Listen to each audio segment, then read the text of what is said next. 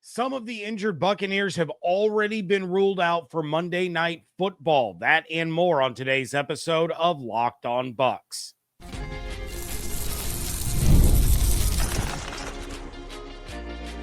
You are Locked On Buccaneers, your daily Tampa Bay Buccaneers podcast.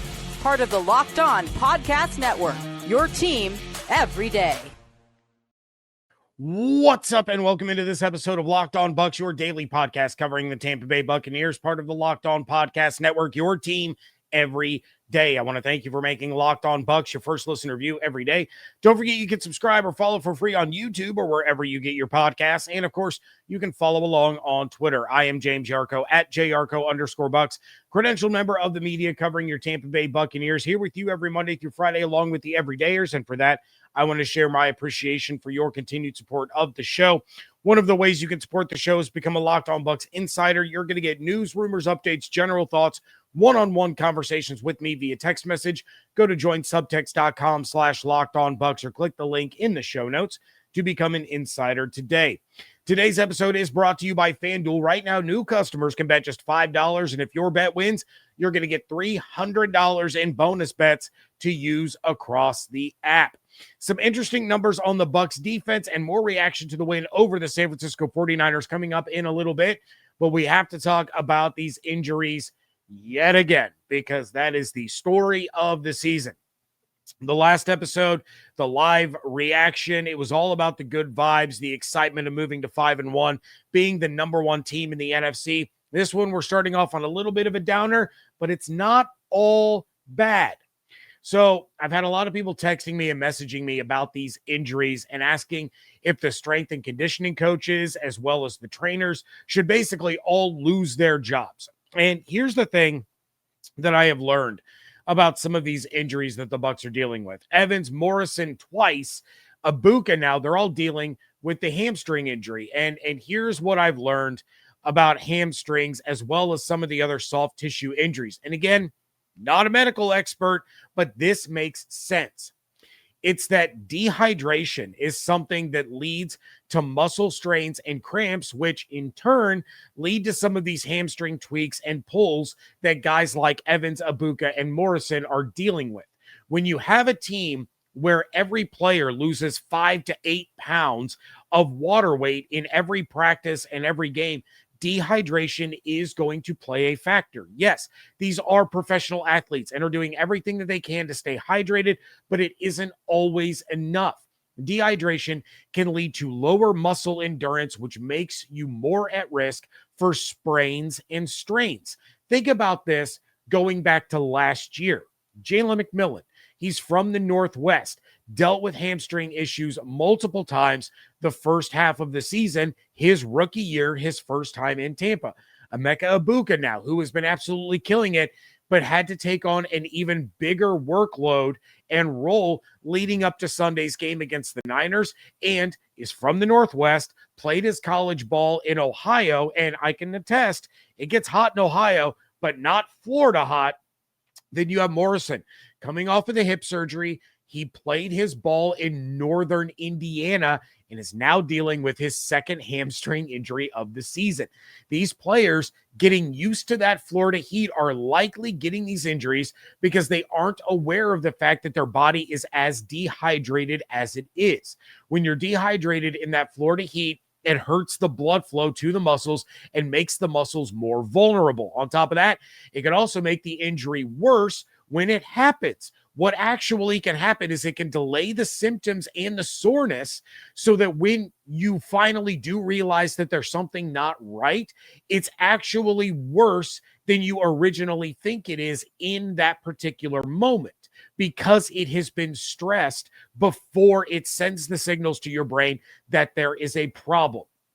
Then you have a slower recovery because of the reduced blood flow. All of this, when looking at how prevalent soft tissue injuries are in these players in Tampa, in its at positions like receiver and in the secondary, it makes some sense that this isn't something that falls solely on the shoulders of the strength and conditioning coaches or the trainers. It's simply being victims of the environment. Now, with all of that said, again, not an expert, but the theory makes a lot of sense.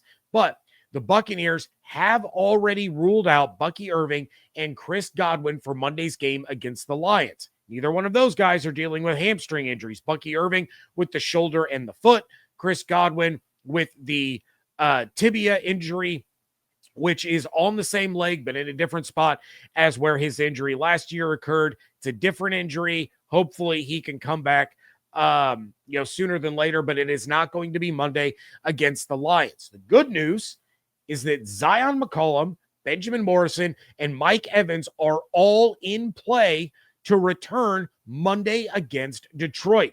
The other bad news is that Emeka Egbuka is scheduled for an MRI to see what the severity of his hamstring injury is, but he is expected to miss some time. It may only be a week. If it was me, I'd keep him out for 2 weeks just to err on the side of caution, but it's nearly impossible for an NFL player to leave a game with a hamstring injury and then return the next week. If you do, you drastically increase the chances of making the injury even worse.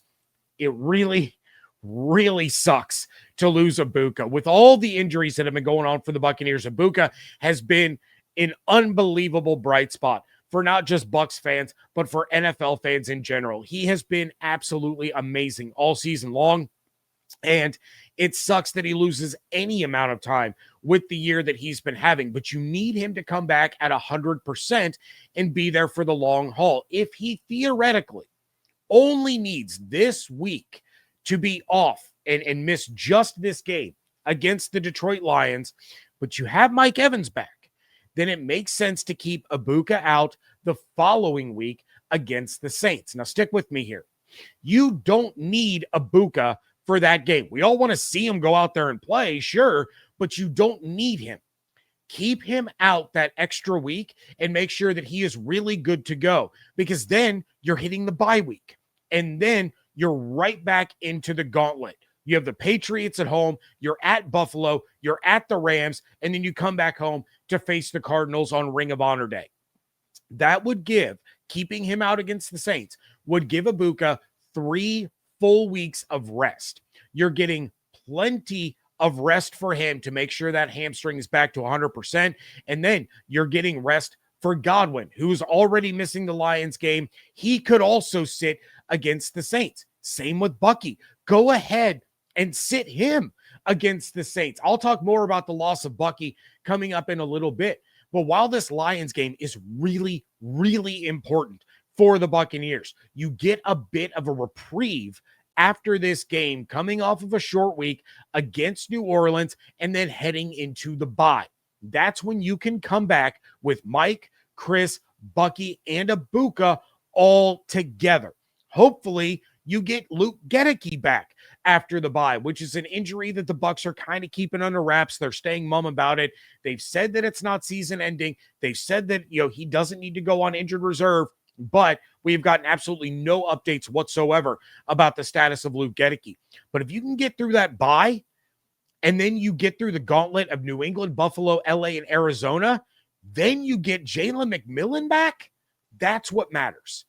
That is the moment that it all matters. The Bucs, while they need to win this Lions game to have that advantage against them when it comes to playoff seeding, they are well ahead of where we all thought they would be at this stage. They can afford a loss here and there as they get healthy, so that when December rolls around, they are at full strength, or as full strength as they can be this season. And then have a stretch of 5 games where you get to really fine-tune everything with the full allotment of weapons, where they should go. At worst, 4-1. You starting in December, you get home against the Saints, home against the Falcons on Thursday night, at Carolina, at Miami, home against Carolina. At worst, the Bucs should go 4-1 over that stretch. They have gotten through a tough stretch riddled with injuries. They have another one coming up where they're going to be a little bit healthier. It's just a matter of getting these guys back and keeping them. So it sucks for Egbuka, and it sucks for his Offensive Rookie of the Year chances, but for the Bucs, it is not the end of the world.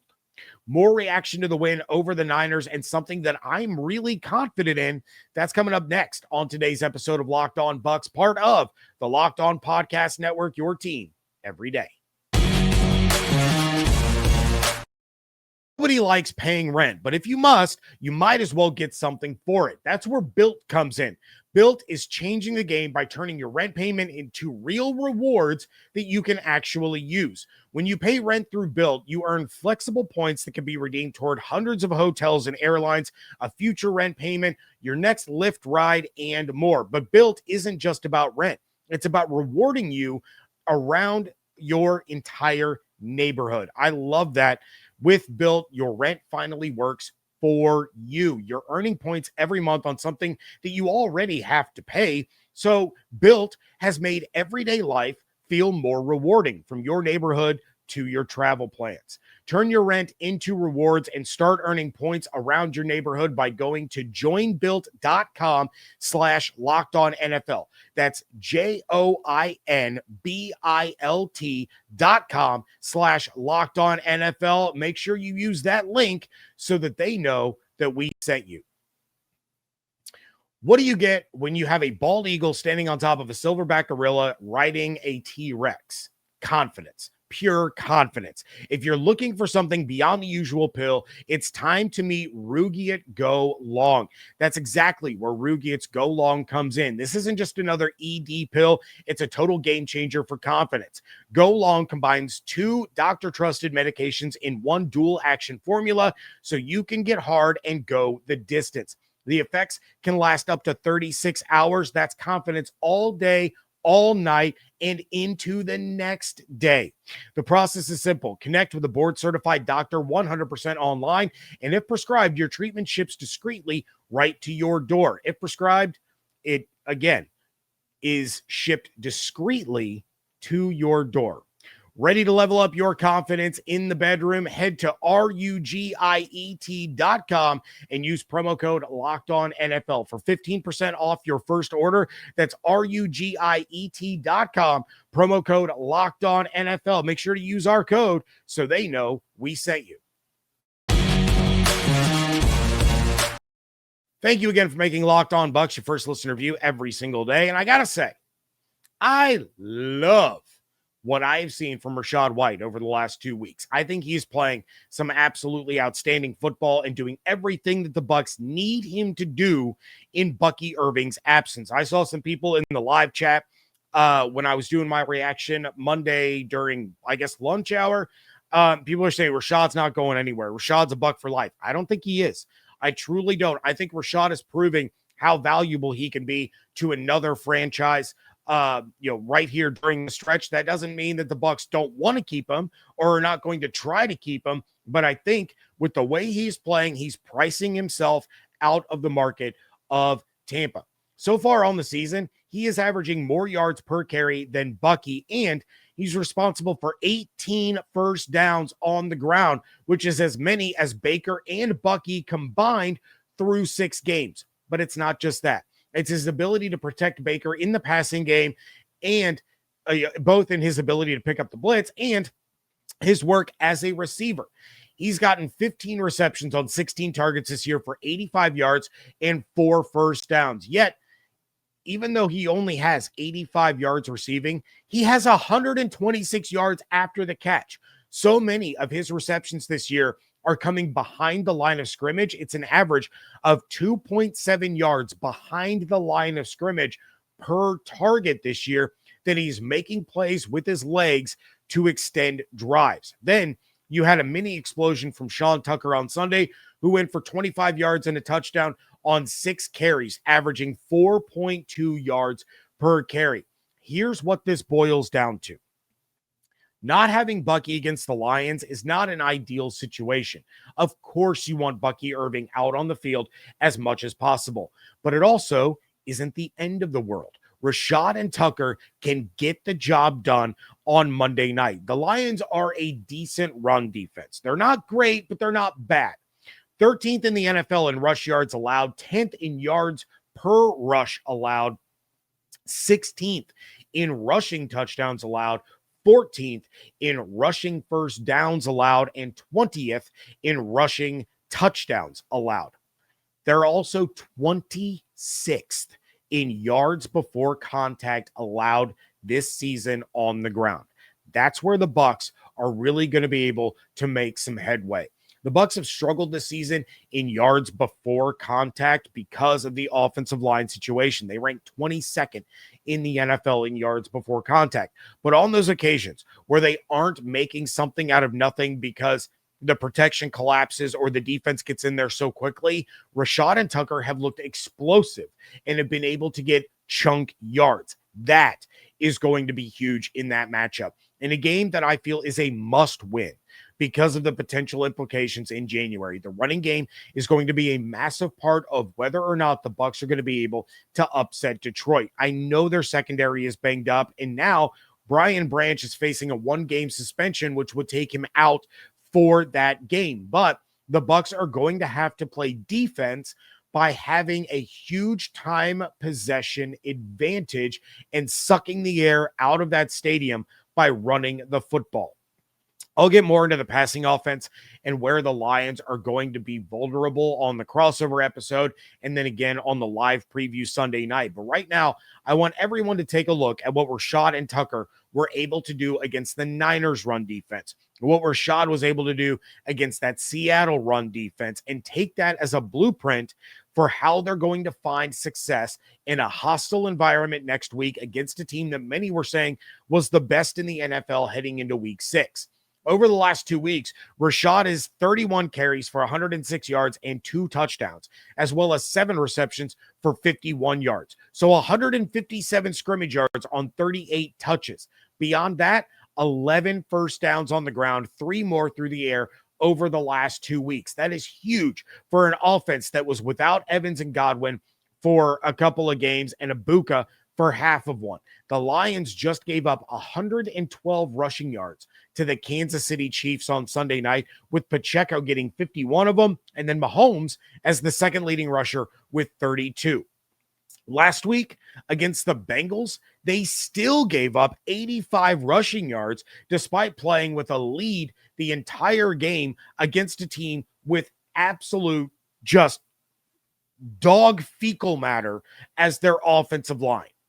This is a team that can be beaten with the run game. And if you can run the ball, you control the clock. If you control the clock, you're going to win this game. That is what is going to be so unbelievably important in Ford Field.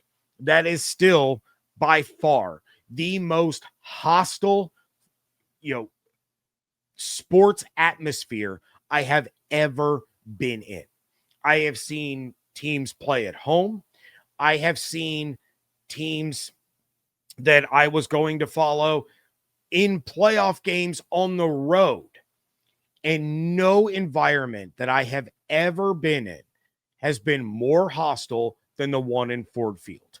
When David and I were there together covering that divisional round playoff game that the Lions obviously went on to win. If you can take the crowd out of it, that is going to go a very, very long way. Go back to last year's game. The Bucs took the crowd out of that one relatively early on, and they never really got back into it, especially after the Aiden Hutchinson injury. The best way that you're going to be able to do that is running the ball and having these 15-play scoring drives that chew up 7, 8, 9 minutes of the clock. It's going, if you keep going first, second, third down, and then you convert and get another first down, and then it's first, second, third down, and then you convert again. The crowd is going to lose their patience. They're going to lose their excitement, and they're going to inevitably just sit down in their seats and just watch. They're not going to be loud. They're not going to try to help their own team out, and you do that by running the football. Have faith in Rachaad and Tucker. Hopefully you get Josh Williams back and he gets a couple of opportunities because we've seen him make some magic with the ball in his hands. But it's all going to boil down to being able to run the ball effectively. Not saying the Baker doesn't need to drop back and throw it, especially if you get Mike Evans out there against a beaten up and injured and suspended Lions secondary. I'm not saying that Tez Johnson isn't going to get more opportunities, or Cam Johnson, who got one of my game balls on the last episode. But controlling the clock by running the ball is going to be the biggest key for success if the Bucs are going to pull off an upset where they're 5.5-point underdogs. If you're going to pull off an upset on the road in prime time, that's the ticket. That's what you got to do. And I have every ounce of faith in Rachaad White in being able to do that.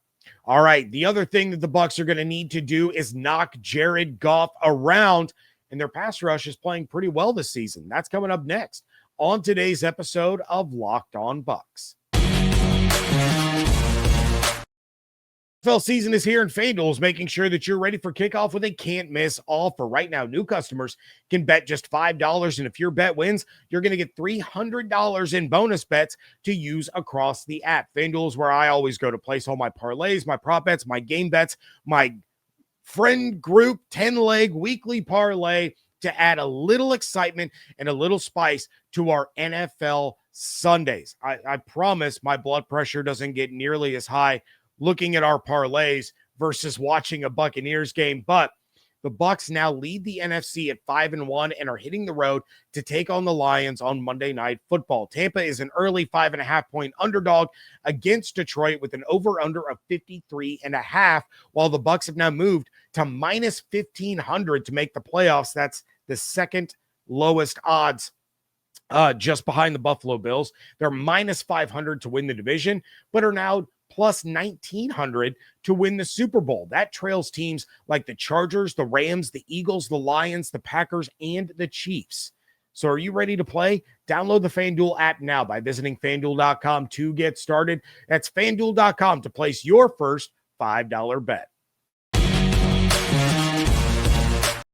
Wrapping things up here on a Tuesday edition of the Locked On Bucs podcast, and I have seen some people complaining. I'm not going to name names, not going to point fingers, but I've seen it on social media.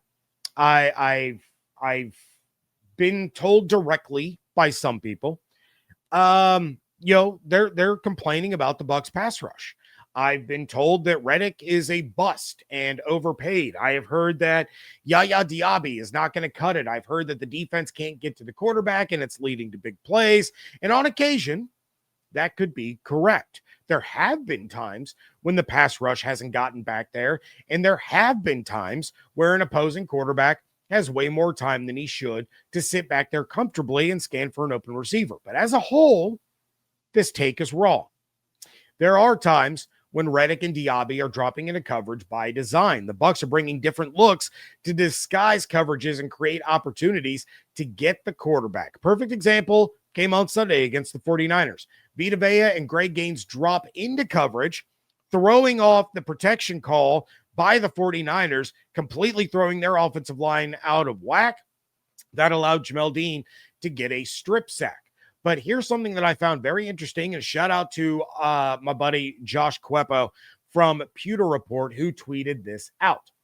When a quarterback does not release the ball in 2.5 seconds or less, the Bucs are first in the NFL in pressure rate at 62.7% and 17th in sack rate at 12%.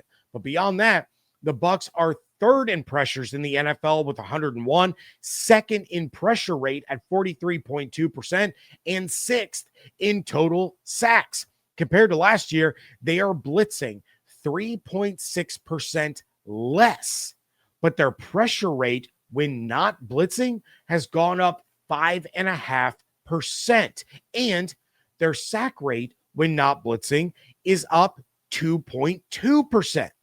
So they're sending extra guys less often, but getting to the quarterback more often with their natural pass rush compared to what they did last season.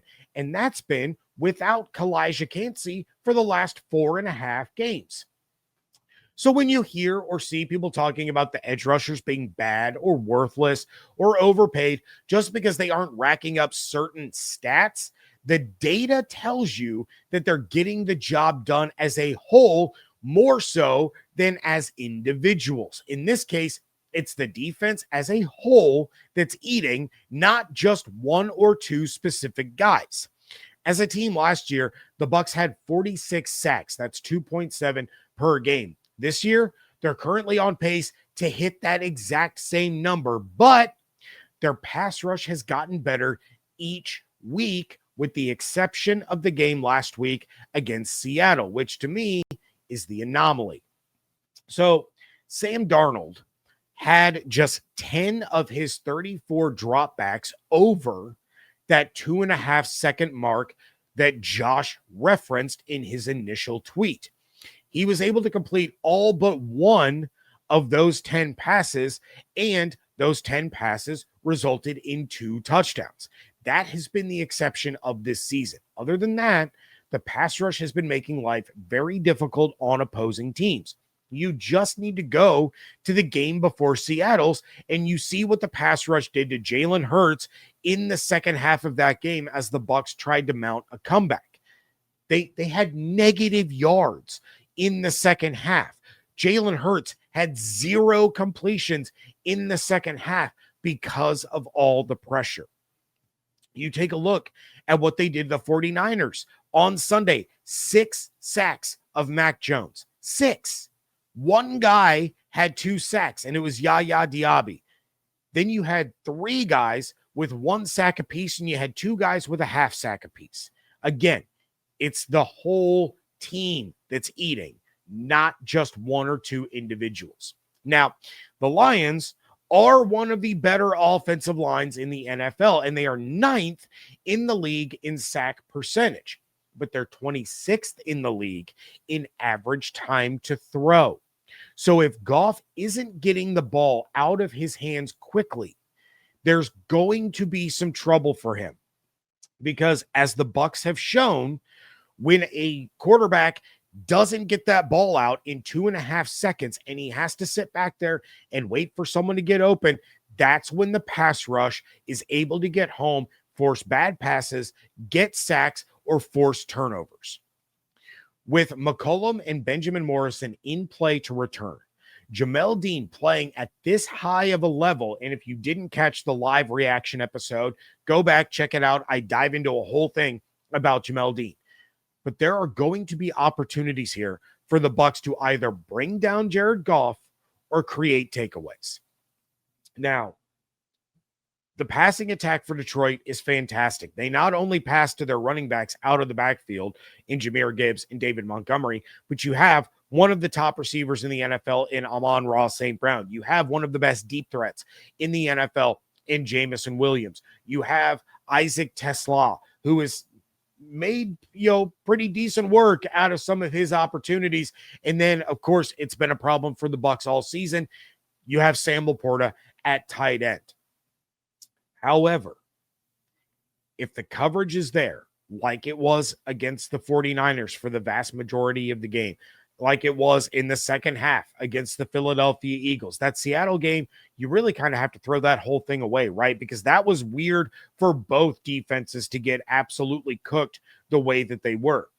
But forcing Jared Goff to sit in that pocket for more than 2.5 seconds, the 6-week sample size that we have now tells us the Bucs have the advantage in those situations. It's definitely going to be interesting to see how Todd Bowles approaches this one, but his pass rush is playing pretty stinking well this season. And as Elijah Roberts continues to get more opportunities, he went from 19.7% of defensive snaps against Seattle to 50.7% of defensive snaps against San Francisco. He is going to continue to get better and become a bigger weapon along that defensive line and as part of that natural pass rush. That is going to do it for this episode. We will be back tomorrow with my guy, Evan Klosky. He's going to break down what he saw against the 49ers, preview what he sees for the Detroit Lions. But until then, please Check out everything going on Twitter at Locked On Bucs, at @JYarcho_Bucs, Instagram and TikTok at Locked On Bucs at both of those places. Make sure that you are following on YouTube with the notifications turned on, as well as wherever you get your podcasts. Become a Locked On Bucs insider. Go to joinsubtext.com/LockedOnBucs or click the link in the show notes. You want to support the show, but you don't want to be an insider. It's real simple. Like this episode on YouTube. Leave a 5-star review wherever you get podcasts. It does help other Buccaneers fans find the show. Hope you all have an absolutely outstanding day. Stay safe, stay healthy, fire the cannons. I want to thank you so much for joining me right here on Locked On Bucs, part of the Locked On Podcast Network, your team every day.